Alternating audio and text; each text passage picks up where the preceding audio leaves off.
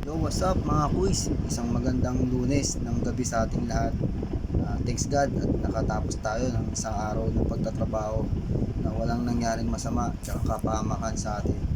So, mamaya na tayo magpasigaw mga kuis. Bali, marami tayong mga mahalagang balita na i-update sa inyo sa gabi na to para malaman natin kung ano ng mga nangyayari at nagaganap sa iba't ibang parte ng mundo na nagkakaroon ng kaguluhan at kaganapan.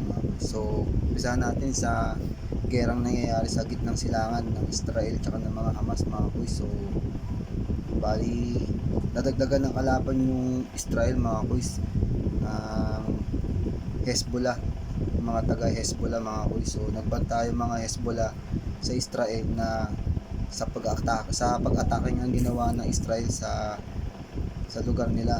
So may na mga namatay doon mga kuys, mga bata. So doon nagalit yung mga Hezbollah mga kuys sa ginawang pag-atake ng Israeli sa bayan ng Hezbollah. So may mga namatay nga doon mga kuys. Tapos yun, di pa naman tapos yung gerang nagaganap sa pagitan ng Israel at mga Hamas mga kuys So diyan nadagdagan pa yung kalaban ng Israel, pero hindi naman papatinag ang Israel niya mga kuys. So tutulungan niya ng ibang nasyon na kagaya ng United States America na natutulong sila kung sakasakaling ayaw na talaga tumigil ng mga taga Hamas na makipaggera sa Israeli.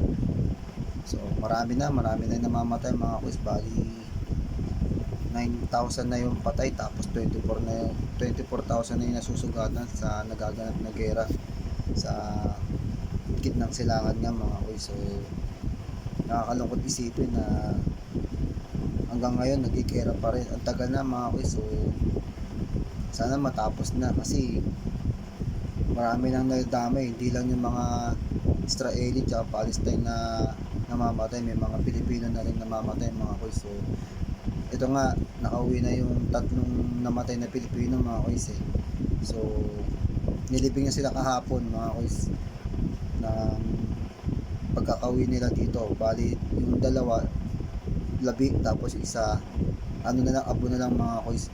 Bali kiniremate na lang yung namatay na na Pilipino mga kuys. So sana nga matapos na yung gera na yan mga kuys para maging peaceful na yung mundo natin. Tsaka dito pa tayo diyan pa rin tayo sa nagaganap na gera nga mga kuys. So 134 Pinoy na di natuloy sa pagtawid sa Rafah crossing papuntang Egypt. So yung mga Pilipino doon mga kuys talagang gusto nang umalis mga kuys. So ngayon nga hindi nga natuloy yung yung pagtawid nila sa Rafah crossing na papuntang Egypt. So stranded sila mga kuys, sila sa pagtawid nga doon para makauwi na sila dito sa Pilipinas. So yun nga, sana makatawid na sila at makauwi na sila dito sa Pilipinas. Pero yung mga ibang Pilipino doon mga kuys ayaw umalis kasi nandun na yung trabaho nila, tsaka sanay naman na daw sila dun sa nagaganap na gera mga kuys. So tawag na rin talaga ng kahirapan ng mga kuys. Di rin natin sila masisisi na umuwi dito sa Pilipinas para sa kaligtasan nila, kasi kapag once na umuwi ka na, mahirapan ka na rin makabalik mga kuys. Sayang naman yung trabaho doon na mahaba mo na rin pinagtrabahuan, tapos sabay ganyan lang. So hanggang sa kaya, magtitiis siguro mga kababayan natin doon mga kuys. Magtitiis na lang sila sa nagaganap na kaguluhan na doon. Tsaka sa lahat ng mga kababayan natin doon, ingat-ingat kayo mga kuys. Tsaka palagi kayo magdasal na sana matapos na yung mga nagaganap na gera sa gitnang silangan. So ayan yung balitang upload natin mga kuys. So list na tayo, balik na tayo dito sa Pilipinas.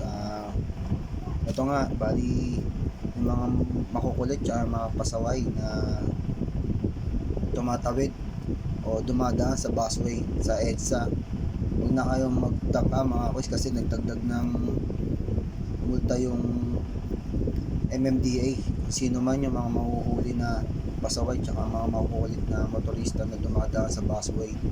Bali first offense mga kuys 5K, tapos second offense 10K, third offense 20K, tsaka fourth offense 30K. So wag na kayo mag-angas na dumaan sa busway mga kuys kasi bus lang talagang kailangan dyan dumaan, tsaka mga wangwang na albulansya mga kuys. So sa lahat ng mga nagmumotor o may mga public vehicle na makakalibre lang sa daan, huwag na po kayong tumuloy mga kuys. Huwag nyo na subukan na tumuloy kasi once na mahuli kayo, may multa pong malaking katapat dyan mga kuys. So yun, dito pa rin tayo sa Philippines mga kuys. Update lang tayo sa mga napanood kong balita. So maraming mga naganap ngayong balita mga kuys na nakakalungkot, na may bad time, tsaka yun nga mga nakakalungkot na balita mga kuys. So ito rin sa Pilipinas mga kuys, yung si Juan Humalon aka Johnny Walker mga kuys. So pinatay pala to mga kuys, radio announcer to. So pinatay siya ng nagla-live sa broadcast niya sa radio station niya mga kuys, sariling radio station niya mga kuys. So pinasok yun mga kuys ng mga gunman, tapos ang masama dun mga kuys, siya binaril sa mukha 2 beses. So patay yung radio broadcaster mga kuys.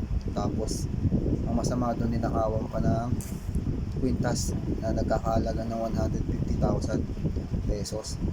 So talagang napaka karumal-dumal na nangyari na pagpatay sa isa na namang radio announcer mga kuys. So ayon nga daw sa tala ng mga kuys sa balita, bali pang 200 na siya na napatay sa lahat ng mga radio announcer na nangyari dito pagpatay sa Pilipinas mga kuys. Bali pinakamarami daw sa panahon ni Gloria Arroyo na 133 ang namatay na radio announcer, kasama na yung Maguindanao Massacre ba yun?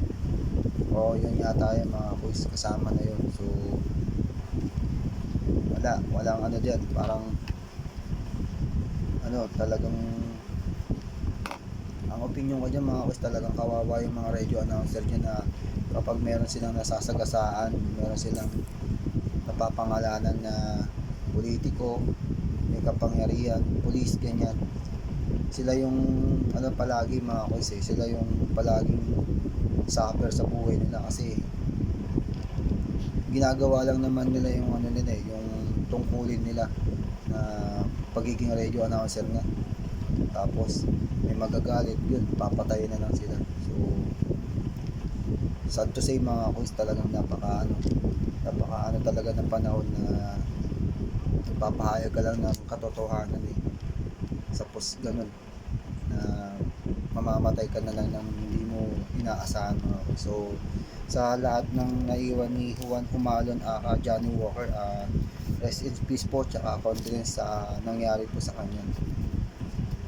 So yun, usapang patay pa rin mga kuys. So sa Antipolo mga kuys, yung nagda-drive, 4 sila So nakuha pa nga ng video mga kuys na nagtatawanan, parang ang bilis daw ng takbo mga kuys.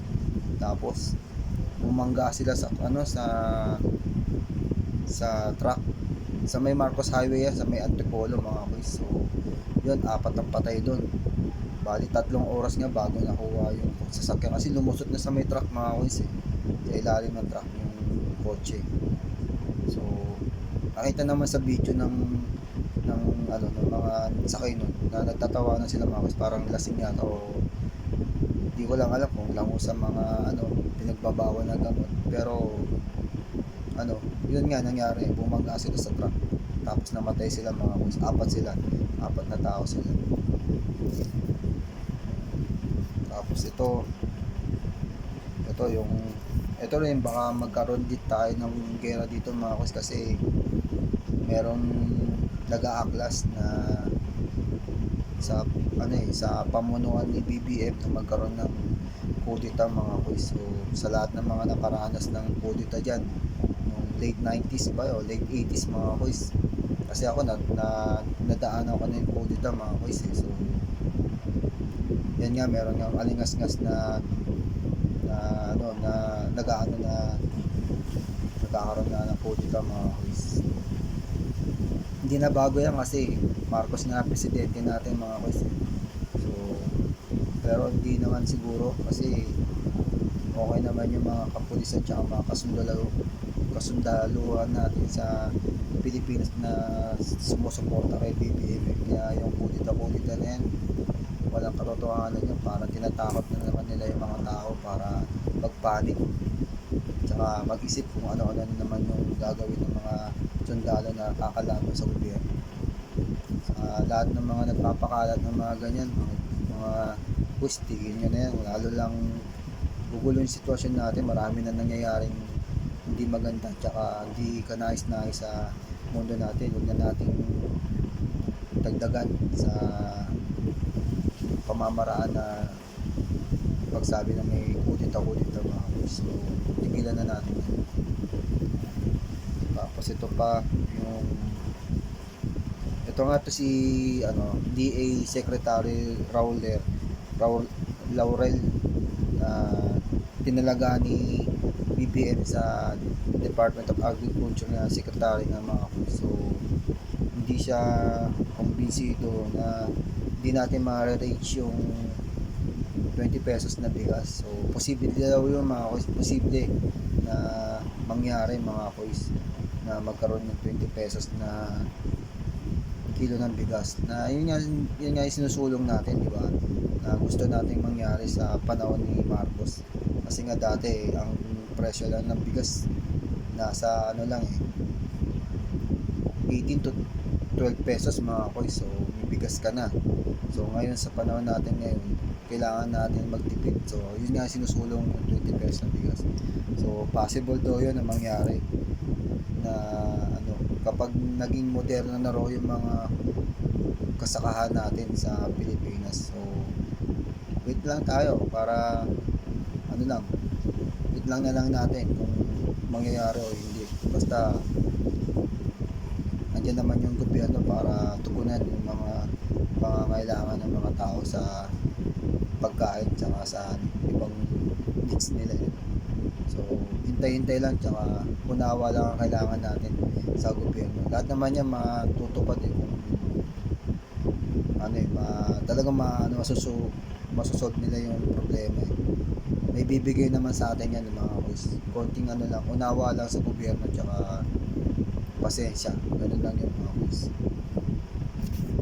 Tsaka ito si LTFRB Chief Guadis balik na pala sa pwesto mga boys. So matatandaan ninyo na sinuspindi yan ni Bongbong Marcos sa pagiging chief ng LTFRB kasi nga may mga corruption nga na nangyayari dyan sa ahensya na yan. So pinulgar yan ng isang mga opisyalis ng ahensya na yan. So ngayon balik balik serbisyo na siya. Bali ang bad news niyan mga boys, galit na naman yung mga manibela sa ginawa ni Bongbong na babalik nga dyan sa Kiguadis na yan na maging chief ulit ng LTFRB kasi malapit din naman siya mag-expire mga boys. So December mag-expire na yung kontrata niya, mapapalitan din naman yan eh. So imbis na tanggalin, ipagpatuloy na lang yung yung paninilbihan niya bilang chief ng LTFRB para kung sakali nga na matapos yung kontrata niya, may magpapalit naman sa kanya. Yun na yun mga boys. So yun lang ang nagagalit doon, yung mga manibela mga boys, mga dismayado na naman. So baka gumawa na naman sila ng rally o strike dyan sa kalsada na wala na naman, tigil pasada na naman, tapos tayo na naman na apektado. So matagal ko na sinabi na kay Balbuena na huwag na siyang masyado siyang maprinsipyo sa buhay, isipin niya yung mga tao na masasagasaan, mahihirapan sa ginagawa nilang strike. Kagaya natin na nagko-commute or mamasahe. Buti nga tinasan sila ng piso mga kuis eh. So malaking bagay yun na tinasan sila ng piso.